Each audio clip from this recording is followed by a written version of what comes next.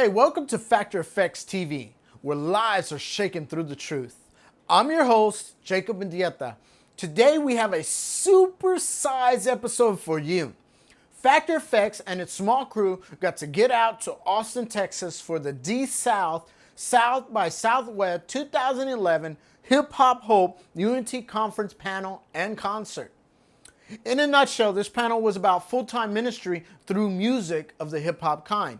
Hear about the good, the bad, and the ugly, the alone time, the family time, the music time, and the discipline it takes to do Christian hip-hop to reach this culture. Some of the guest panel speakers you will see will be Gospel Gangsters, Ambassador, Thi'sl, J.R., T.R.U.T.H, Farnsworth Bentley, and Rustlin of the Breaks, and more. I got to say, this panel you're about to see is unique and might try your walk. And with all the different viewpoints and styles in life with these artists, it may seem odd, but know all of us are in the same race for God's truth for our lives. So let's get the popcorn and drinks, and let's get ready to watch a Factor Effects TV exclusive at the Dasouth South by Southwest 2011 panel discussion. Again, I guess if we would just kind of go down the panel, I'll let you guys introduce yourself. If you could kind of tell us your stage name and maybe your group or label or crew affiliation, just to kind of give a baseline of who's on our panel and kind of the perspective that you might be coming from. So we'll start at the end with JR, please. My name is J.R., singer, songwriter, producer, CEO of So High Productions. My name is Thi'sl. I'm an artist / CEO at SXSW Music. My name is Emmanuel Lambert. That's what my mama named me. I go by the Truth. I'm an artist signed to Exist Music. Ambassador, Exist Music.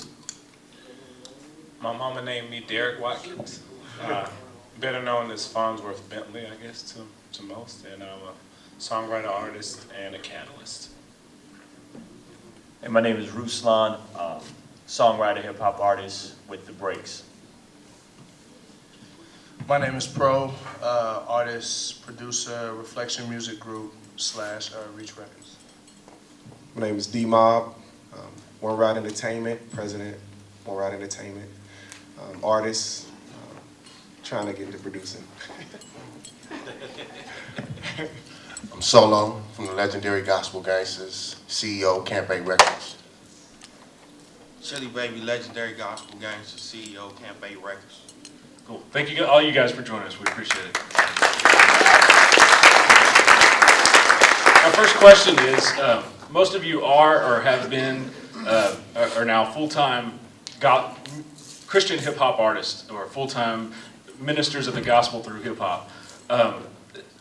I'm curious, and I think a lot of people want to know, is that actually a viable career option? Is this something that you can aspire to? Do you feel like God just kind of moves you into it? Those sort of things. So is this a viable thing to do full-time? And anyone can jump in on that just to kick us off. Yes. I mean, as for me personally, it was a crazy, it was something I've been praying about for so long. I didn't know what that all, what it all meant.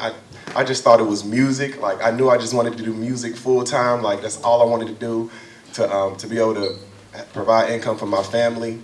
But it moved into more than that. It moved into me hosting a Bible study every Tuesday at my house, doing outreach in my communities. I didn't know that it was going to be, all of that. But I left a job that paid me the most that I ever had and was the easiest job I ever had in my life. Like, I left that to do, full-time ministry, I guess you could say. So it was definitely a faith thing, and it was something that was built up over time. It wasn't no overnight decision that I jumped out and started doing full-time ministry. I mean, I have a wife, 4 kids, so I definitely had a lot to consider.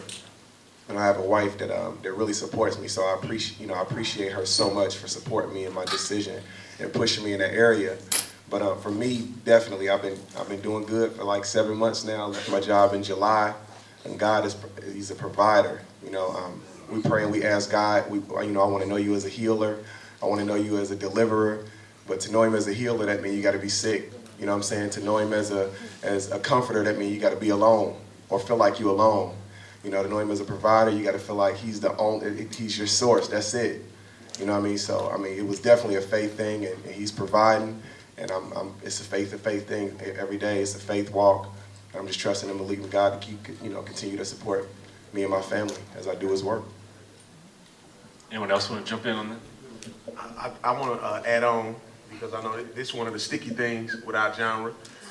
But yeah, I think it is something that you can provide, that God can provide through. But one thing I do want to encourage artists in is like, God provides instantly. Like if you it's like 2 years later and you still like, man, yeah, I ain't making nothing from this and my family about to get kicked out. Like, go get a job. Yes. Like get a job. Like there's nothing wrong with working a job and working on an album. Right. Nothing at all. So make sure you got to take care of, amen. You got to take care of your family first. Like don't sacrifice your family's well-being over making CDs. But it's something that God definitely could provide financially through, but God starts straight out the gate doing that stuff. He's not going to jeopardize your family livelihood for that. So make sure you take care of your family, man. Like you seen D-Maub say, it's been 7 months and it's going well. So God comes straight out the gate doing what he want to do. And most times you see it get to that point before you before you get to the point of saying, all right, I'm about to leave my job. I'm sure with D-Maub, God was already providing in that area. To where it's like, this is already in place. So if you ain't never did a concert and never put out an album or sold a CD, like don't go quit your job and say, God told me to do this, because God wants us to be wise and provide for our family. Oh, yes. All right. Next question. If you are doing this full time, what kind of personal sacrifices do you have to make in order to do this? Kind of related to maybe your family? Is it putting off having kids, buying a home? What sort of cost do you have to account for to be able to do this full time? I hate the airport. I'm just gonna be completely 100. I hate the airport. I hate driving in cars. Like, I mean, I'm relatively new, et cetera, et cetera. Like, and don't get me wrong. Like, I'm gonna be 100. Like, I wouldn't trade what I do for the world. But if I could just teleport from venue to venue, this probably be an amazing career. No, just be a complete 100. You got to give up a lot. You know what I'm saying? It's scheduling. It's saying like, man, I'm gonna prioritize my wife. I'm gonna prioritize my church, because it's a lot of cats that like, man, I'm gonna go do ministry, and then they're not even a presence within their local body. You know what I'm saying? So I think that it's prioritizing family. But then it's, people have, I mean, especially in this social media days, like everybody has access to you and everybody thinks that, you know what I'm saying, like you should be their counselor because, they like your music. So, I mean, it's giving your life away completely, like not just with raps, but it's giving your life away to your family, making sure you don't neglect that, giving your life away to the people that pay your rent, you know what I'm saying? Like the fans, they pay our rent. So it's giving your life away to them. If I have a bad day at a concert, like I have to throw that away. You know what I'm saying? Because if somebody that's been listening to my music for years come up to me and I treat them like dirt, man, I really affected somebody. So it's going through that process and like having a short-term memory and remembering like I'm a minister first, and ministering is just serving. So. Anyone else want to talk about the personal and cost sacrifices that you kind of have to make to be able to do this full time? Yeah, I mean, it's like any other job that's demanding, you know what I mean? From a producer standpoint, a lot of nights I spend, I miss dinner sometimes because I got to make deadlines. I want to be a man of my word, so if I got to track out, if I got to mix, I'm knocking it out. So a businessman, has to make choices that doesn't sacrifice his family, but they're going to be long nights sometimes, you know what I mean? Whether you're in a corporate office or whenever you're your own boss, you're going to have to spend late nights, take care of business by yourself, you know what I mean? And so I grew a pro, like traveling and those nights where I just got to grind with my family. Part of, like giving myself to these guys is a blessing, you know what I mean? Of course, we don't, we were talking about this last night, cats call us when they feel like killing themselves. I mean, they not call us, but you know, they email us, and we like, man, go to your freaking pastor or somebody that's in your hood that know you. You know, I'm a rapper, I'm a singer, I'm a producer. I can't come to your rescue. But it's just been the family part is the biggest thing, man. Just wishing they can be with us every single time. You know what I'm saying? Like here, I mean, this is a dope opportunity. You have ball, but you know, my baby boy and my wife are home, you know, without me for 4 days, and so it's like it just. You can't make up for that unless it was 2 of me, you know what I mean? So, Ruslan, I've got a question for you. Your group, The Breaks, I find unique. When I first learned about you, reading the biography, you had a line, something about we don't confirm or deny the Christian label.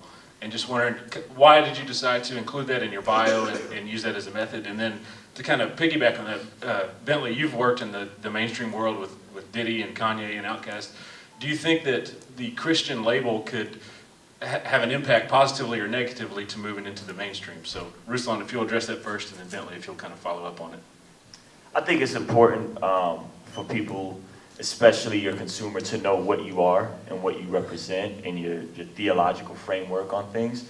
So denying a label from one perspective could almost seem like you're denying the gospel, which I think is awful, you know? And I think that's first. We are proclaimers of the gospel. We're trying to tell people the good news. From the flip side, I think when it's not associated with the gospel, but it's associated with a subgenre, and it's not associated with Jesus, but it's associated with a culture of churchianity, you know, if I could be real, I think that prevents the furthering of the gospel. So, if, you know, as The Breaks, we do stuff at clubs, bars, secular colleges, universities, consistently. If I'm always there as the branded, you know, clean, safe Christian rapper, that's gonna really stifle the proclamation of the gospel. And so I think it's important to have a balance and to understand. So for us, like, whatever you guys wanna call this, like, cool. You know what I mean? Christian hip hop, Christian rap, gospel rap, positive rap, cool. I'm a minister of the gospel, but I'm also very intentional about going out into the marketplace, going out into the world. By the grace of God, He's given us a gift to stand up in front of non-believers and proclaim, and they receive it. So I'm gonna keep going there. The word says to be wise as a serpent and harmless as a dove. And so I think that, you know, I think one of the biggest, or the first real revelations, the first real revelation, I remember my bishop, Bishop Clarence E. McClendon, who's in Los Angeles, California, is my bishop. And I remember him laying hands on me and then having to go get the tape because I didn't know what he said because I was out. And so I had to go back and find out what he spoke over my life. And what he said is, you've been called to be a greater witness. Now, at this time, he did not know me. And then I fast forward then to a little bit later on, and I'm doing a show that some people here may know called From G's to Gents. And during that show, I got a call from T.R.U.T.H, and Ty was just saying how he and several other ministers in their whole congregation were praying for me because he was saying that I could reach people that he never could reach. Wow. And I think it was the first time that I really started to get the grasp of the mantle that I carry. And so that being said, you know, we are called to be fishermen amongst men. He cares about souls at the end of the day.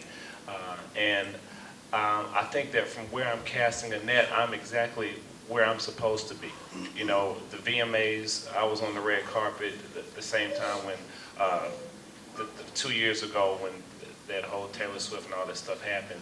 And I was doing an interview with Swiss Beats, and they say, so what kind of music do you make? And I said, it's kingdom music. And I've always said I make kingdom music. I'm a part of the kingdom. And that's the type of music that I make, and that's what I represent.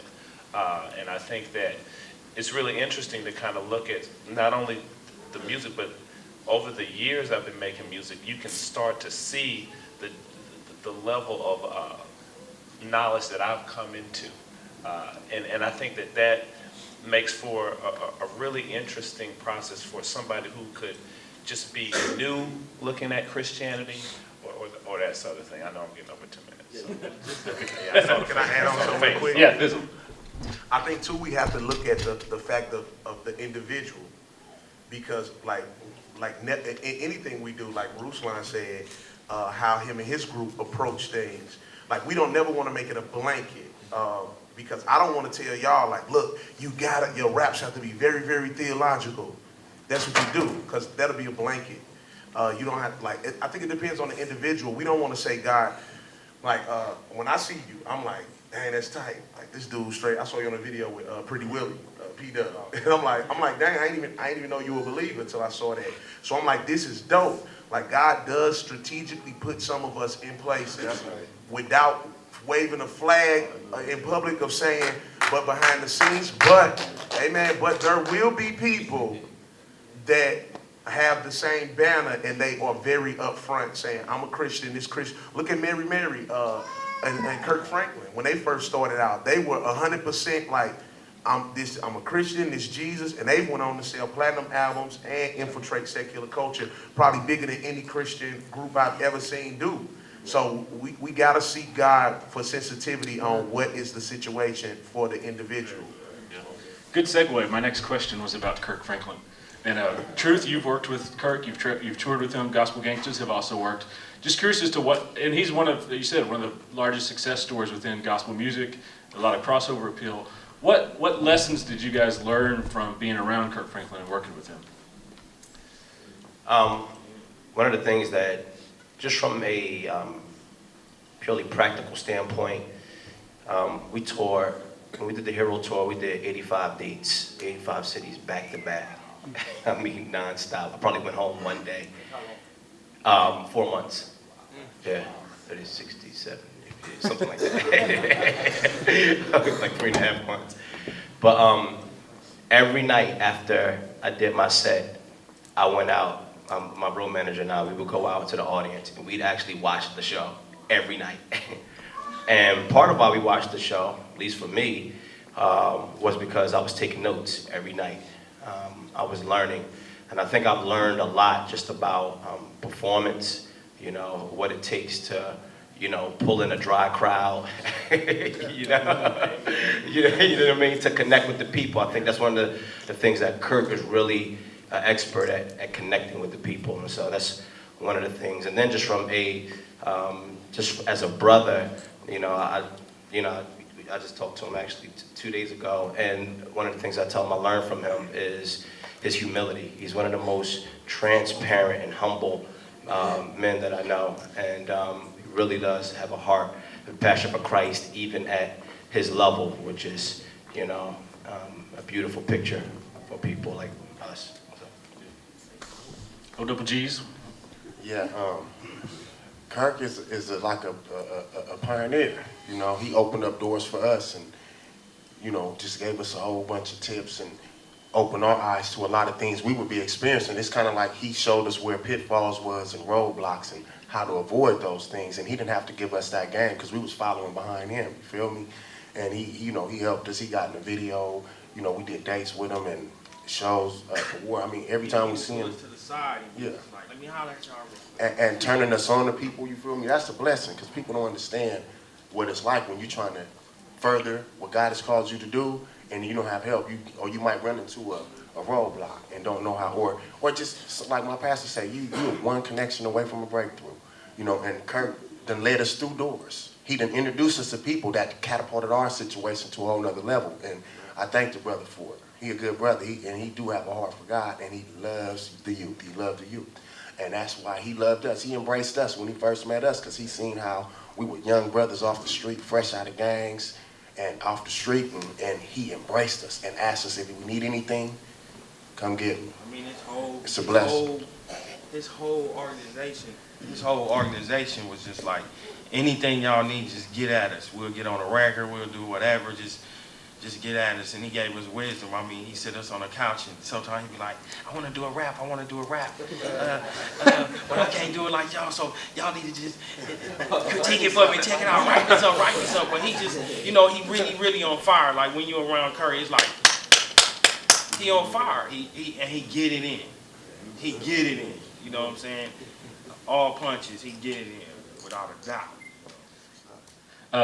The next question I have is about the music industry has changed a lot the last couple of years, obviously with the digital revolution and that sort of thing. I'm curious even how a label can benefit you. And Ambassador, we haven't heard from you yet. You've got some history with Cross Movement Records, and now you're with Exist.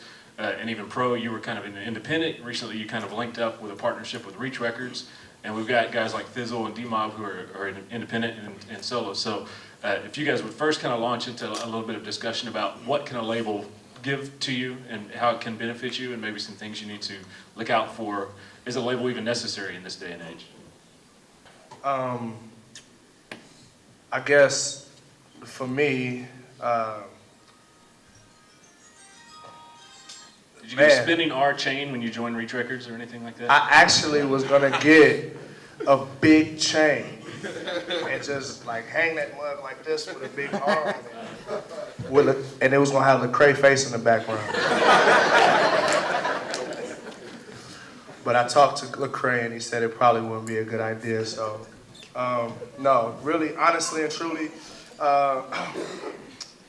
like I went to college. I don't know if a lot of people know this, but I went to college for music business. I've always been one of those guys that just was like, yo, if I don't know it, I'm gonna find the information, and if I can't find it, I'm gonna find somebody that can find it for me. So I've always been one of those self-motivated type people. And I guess one of the things that was, as far as labels, it just has to make sense. Like, I'm not gonna tell you, go try to avidly seek a record label, because number one, you have to be content with the platform that God has given you. God may have just given you a local platform within your city, and you may impact that mug the greatest. Craig's probably one of the only dudes I know that's built for where he's at. Like, God has built him like that, and that's why he's so effective at what he's doing. So I know for me, it was just one of those situations where, does it make sense, like business-wise? But honestly, in this digital age, man, if you really, like, just want to build something, like, you can actually do it. You just have to be consistent. Don't drop, I mean, if you're trying to say, I want to be an artist, don't drop an album every 5 years and say, man, I wonder why didn't nobody get it. It's because you have to keep reintroducing yourself. 10 seconds. Yeah, so, I mean, it's just some indie game. Yeah, consistency. I mean, as for me, I know that's what got me to where I am. You know what I'm saying? Besides the faith and the praying, you know, we know that. But as far as the work, the faith, the works with the faith, you know what I mean? It was just consistency. Like you said, that word is so key because it's so many artists. You know what I'm saying? Everybody is like into music, and I'm not saying that that's a bad thing or whatever, but you have to do something to make yourself relevant. You have to do something that's going to stand out. How does that relate to a record label? Well, even that, as far as record sales, you know what I'm saying? You have to put out a product that's different, you can connect with the audience, you know what I'm saying? Because everybody is into music right now, it seems like. So, I mean, as far as that, you know, I mean, that's how my distribution came. As far as me, is just being consistent, you know. And it's, for me, I knew what I was getting into, so it works for me. But we definitely have to make sure we on them contracts and reading them and making sure you know what you're getting into before you just sign any deal. But the digital is nice. It is taking over. I'm not saying that you don't need labels. I'm not saying that they're totally irrelevant, but it just depends on the person and what your goals is. You have to know your goals. Somebody's going to be the label, whether it's the artist doing it or there are people consecrated. There are people who are wired to like and to tackle certain things that we need. Nobody is an island. So I think the beauty of a label is there's somebody who has a knack for, somebody who has giftings to be able to galvanize. Somebody, I'm with a new label, Exist Music with an X, Exist Music. There are people there that just have connections that have been dormant. And in certain seasons, things that we've had or we've run across actually come to life because of God's providence and the way ebbs and flows go. So it could be people you knew from back in the day. Some of y'all I'm looking at, there would have been at one time not a fluid relationship. And in this season, fluid relationships developing. Labels are a composite of talents, gifts, and abilities, all used to mobilize what you do and hopefully give it the highest visibility and the longest reach. So I say, if you're just that go-getter to just, you love to be on the phone, and you love to parlay, and you love to do paperwork, and you love to, well, then you can be your own label. But if you want to be wholly devoted, and I'm going to say this in close, the concept of deacons came because there were needs that the apostles said, well, to meet that need, I would have to cut back on word and prayer, Acts 6. They said, tell you what, choose some men who can be devoted to making sure your tangible needs are not neglected. We'll dedicate ourselves to the word and prayer. Labels are, we'll dedicate ourselves to X, Y, and Z. You dedicate yourself to your craft and going and representing it. So I think labels are good for that. If they do their job and you do your job, Lord willing, that's a banging marriage. Okay, thank you guys. Amen. The panel too, I know Trey and I are really attractive guys, and you want to look at us all the time, but feel free to look into the audience. I know they want to see what y'all are talking about. I'm being stupid. Bentley, I'd like to ask you two kind of, last night we talked a little bit, you were part of our show before, but one of your big things, even in your own career with the G's to Gents, is etiquette, and you were talking about the role in etiquette and how that can help open doors and elevate you. If you would speak a little bit about on that, and then anyone else that wants to jump in, of kind of the spoken and unspoken rules that you have to play, and kind of how just even your manners might. G's to Gents, a lot of the concepts were taken from an etiquette book I wrote entitled Advance Your Swagger. How to use manners, confidence, and style to get ahead. And essentially, Random House came to me and wanted me to do a book about taking yourself to the next level, a personal book. I wasn't interested in doing a book about myself, but I thought that a book on etiquette was needed. I truly believe we're living in the golden age of disrespect, a time when common courtesies such as please and thank you are perceived as making men look vulnerable and women look soft. And I know for me personally, kindness and gentleness has been one of the quickest and strongest, fastest, and the most convicting fruits of the Spirit that I've seen operate, period. And so for me, I wrote this book, you know, I figured this would be an easy one. I sent everybody from Oprah to 106 and Park to radio stations. First person to call me back was Conan O'Brien. And I'm gonna need another minute to kind of finish this. But because it's a... Thank you for asking in advance. Thank you, yeah. Good example of manners. But, thank you. Come on, Skip. But it hurt me because I'm going to these advertising agencies and I'm like, how do they not get this? Like, etiquette, this is something people need. And this is, you know, about 2 years before G's to Gents. And, you know, it just kind of showed, you know, really the, you know, the law of seed time and harvest. You know, that is a law. That's not like a religious concept, right?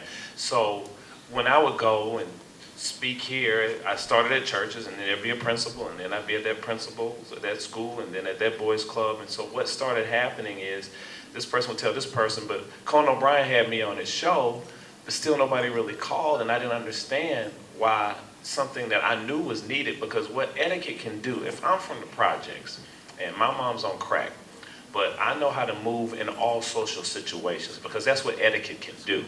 What happens is, you can go places that can get you closer to your goal, because many times, you know, we let fear keep us from getting places where God is going to be present and move.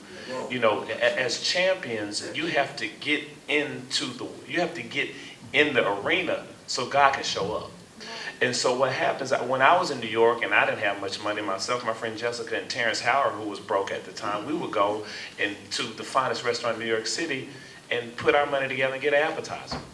And we were there and we were young, and so before you know it, someone would come introduce ourselves, because even though we hadn't been speaking, we were already speaking. Our manners were speaking for us. And so one of the things I'm really passionate about is, you know, I have a curriculum that my mom put together that we piloted at Spelman College and at Mississippi Valley State that's been doing really well. And so that's really where a lot of the teachings from G's to Gents came from, because, you know, etiquette is not masculine or feminine. So I really encourage, I'm not saying go buy the book. I'm saying you need to go and you need to read this book. It is important that you get this, it's imperative you get this information, because it's vital stuff that people need. There's industry etiquette in this book, because people don't even know how to come up to these guys and hand a CD. There's a way to do that. There really is.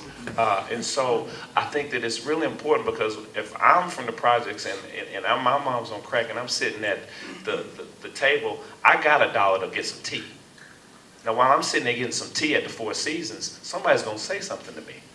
And now I just got myself in the position to make a connection, get a business card. Hey, sir, I just wanted to know if you could just drop a gem on me, because I'm going to places where I go to places where there are people who are doing things that I want to be able to do in life. You just got a mentor. So I think etiquette is incredibly important, and so I'm a big advocate of it.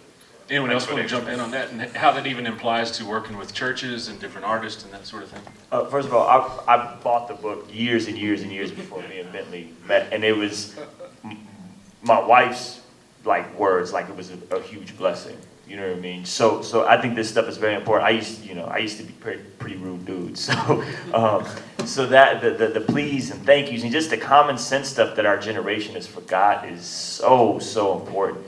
And I just think it's essential. I just think it's essential, and I think it's necessary. And I think that especially in the music industry, and there's a certain way you meet people. There's a certain way you speak to people and you get to know people, and there's a certain way you don't.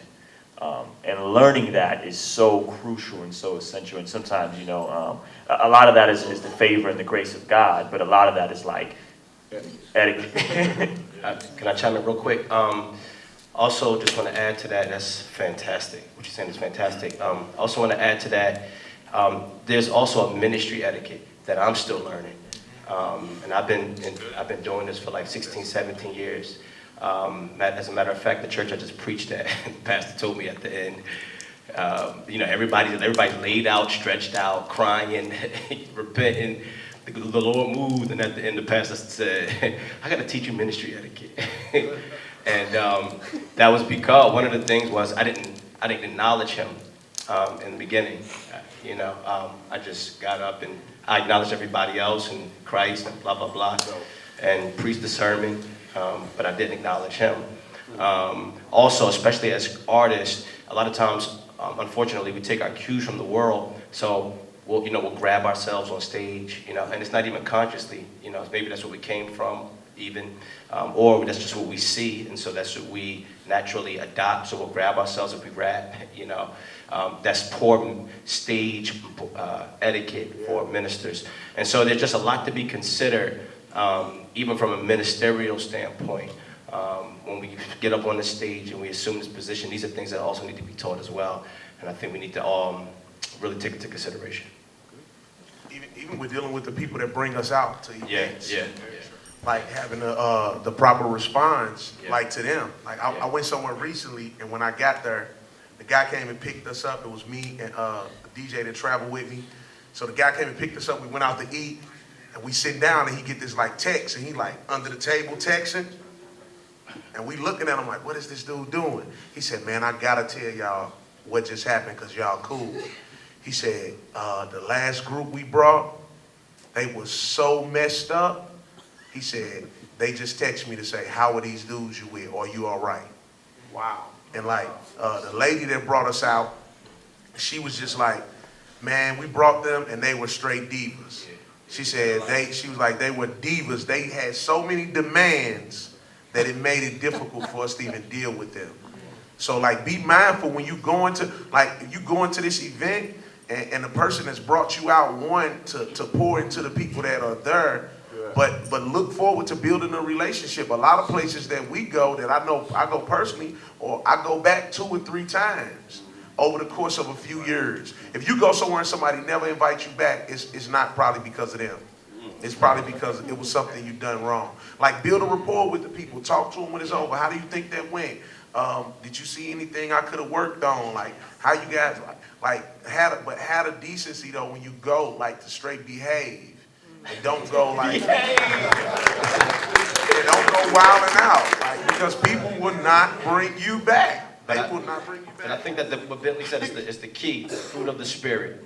That is the most critical part, because based on your own manners, maybe based on your cultural upbringing, maybe based on the way you were raised in your own household, you may not naturally have those, know what to do, how to respond, how to interact per se. Now, dudes in the hood know how to be respectful. Right. Dude will kill everybody in the room. That boy see a lady, yes, ma'am. Right. So the key to me is exercising, like you said, the fruit of the spirit. That's the most critical piece. Going and understanding I'm not a star, I'm a servant. Understanding I'm not a star, I'm a steward, and I'm here to serve the people.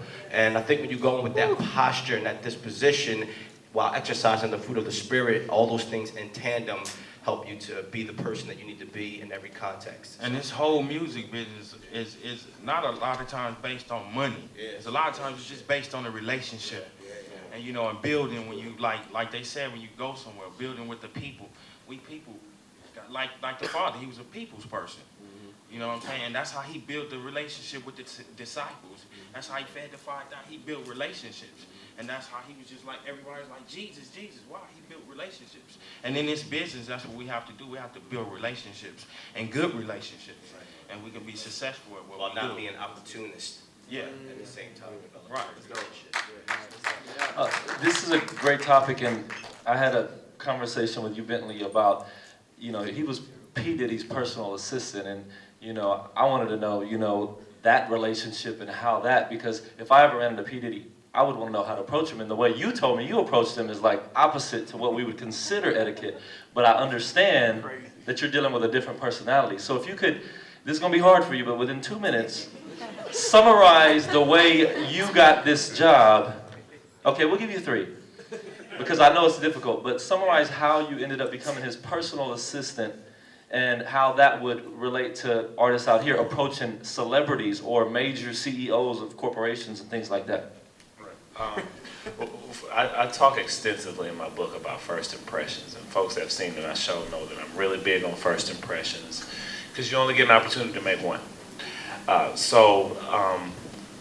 As large as New York is, it actually is still kind of small. You know, you can easily run into folks and that sort of thing. And, you know, I'm assuming now, but we have a kingdom mentality in this room. And see, as a kingdom mentality, you're an heir, right? So when you're an heir and you know you have an inheritance, you kind of move with a different authority, right? So I've got recruited to Polo in Manhattan, and so fashion was my thing. You know, he had a brand new company. It was velours and T-shirts, right? But it was a fashion company. This is what I do. So when I first saw him, I walked up to him and I said, "You want to dress like this? But you can't dress like this," and then walked off.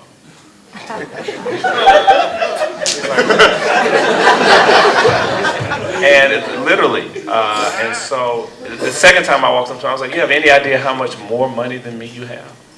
But do you have any idea how much better I look than you every single day?" And then walked off. Well, I knew his ego can't take that, but he's also, you know, kind of intriguing, like, who is this dude? Like, what? And so, essentially, you know, make a long story shorter, you know, I was at this particular restaurant one day, and he walked in, and as soon as he saw me, he just beeline straight to my table, and he walked over, and I stood up, and, you know, this particular day, I was dressed like, you know, the Duke of Windsor, right? So I had the watch fob, you know, boutonniere, the whole thing, and it was a stare-down match. I won. And he looked at this, it was the Motorola two-ways then, some folks may remember those.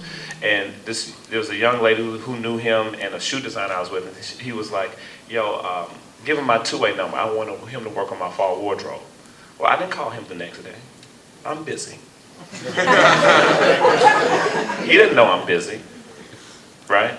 But I knew that, you know, I had to come a different angle for this particular guy, because this is a CEO. He's seen it all, done it all. But I knew that I had a gift that he did, and this was a new company, and this is a new area for him. So anyway, long story short, the way I ended up, getting the position is, I was at my apartment. I was leaving my job. I wasn't at Polo anymore, and I hit him on the 2A. You remember? I was like, "I'm sure you're really busy. I really need to talk to you." He said, "Who is this?" I said, "It's Derek." He said, "Well, where are you?" 73rd and 3rd. "Who is this?" "Derek Watkins." "Where are you?" "Right the corner from my house." "Who is this?" I'm like, "How can I tell him who this is?" And I said, "I know this from the importance of branding. Branding is important. You all have a brand, okay? Your brand may be, she got a bad attitude. That's your brand right now." Wow. So understand, like, you're always branding. Wow. So, all right, so I'll say it's Derek Watkins, the suit master. Well, he didn't reply because, after working for Sean from 2001 to 2002, he think he'd amassed everything. And I did what I do when I don't know what to do is I talk to him. I said, "Okay, Father, you tell me what to write, and I'm not moving until you tell me exactly what it is I need to write." And see, prayer is not a monologue, it's a dialogue. And sometimes we just don't take the time to quiet ourselves and listen. And I said, I'm not going to move from this spot until you tell me what to write, Father. And I sat there for 25 minutes.